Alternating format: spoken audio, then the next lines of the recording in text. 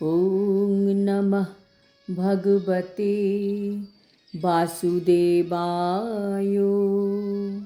শ্রীমদ্ ভগবদ্ গীতা পঞ্চম অধ্যায় কর্মসন্ন্যাস যোগ। হরে কৃষ্ণ। আজ আমরা কর্মসন্ন্যাস যোগের 17 নম্বর শ্লোকটি শুনব। তদ্বুদ্ধায় তদাত্মানঃ তন্নিষ্ঠা তৎপরায়ণঃ গচ্ছন্তি অপুনরাবৃত্তিম জ্ঞান নির্ধুত কলমশঃ। অনুবাদ: যার বুদ্ধি ভগবানে স্থির হয়েছে আর মন ভগবানের চিন্তায় একাগ্র হয়েছে আর নিষ্ঠা ভগবানে দৃঢ় হয়েছে এবং যিনি ভগবানকে তার একমাত্র আশ্রয় রূপে গ্রহণ করেছেন, তার সমস্ত কলুষ জ্ঞানের দ্বারা সম্পূর্ণরূপে বিধৌত হয়েছে এবং এইভাবে তিনি মুক্তি মার্গে গমন করেন। তাৎপর্য: যখন অজ্ঞানতা দূর হয়ে যায়। কিভাবে দূর হয়? প্রকৃত জ্ঞানের দ্বারা।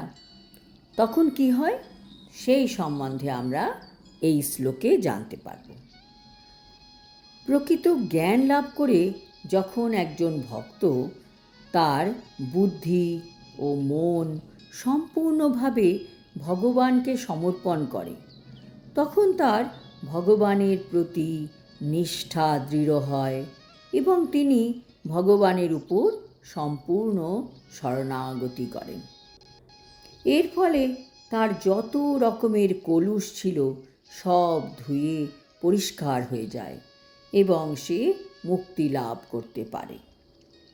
ভগবান শ্রীকৃষ্ণই হচ্ছেন পরতত্ত্ব। সম্পূর্ণ ভগবদ্ গীতায় বারবার বলা হয়েছে যে শ্রীকৃষ্ণই হচ্ছেন পরমেশ্বর। সমস্ত বৈদিক শাস্ত্রেও সেই কথাই বলা হয়েছে।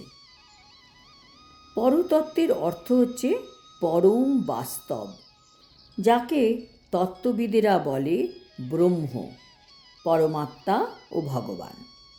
ভগবানই হচ্ছেন পরতত্ত্বের শেষ কথা, তার ঊর্ধ্বে আর কিছুই নেই। ভগবান বলেছেন, হে অর্জুন, আমার থেকে শ্রেষ্ঠ আর কেউই নেই। নির্বিশেষ ব্রহ্ম সম্বন্ধেও শ্রীকৃষ্ণ বলেছেন, ব্রহ্মণো হি প্রতিষ্ঠাহম, আমি নির্বিশেষ ব্রহ্মের আশ্রয়। সুতরাং বোঝা যাচ্ছে শ্রীকৃষ্ণই হচ্ছেন সর্বতোভাবে পরাৎপর তত্ত্ব।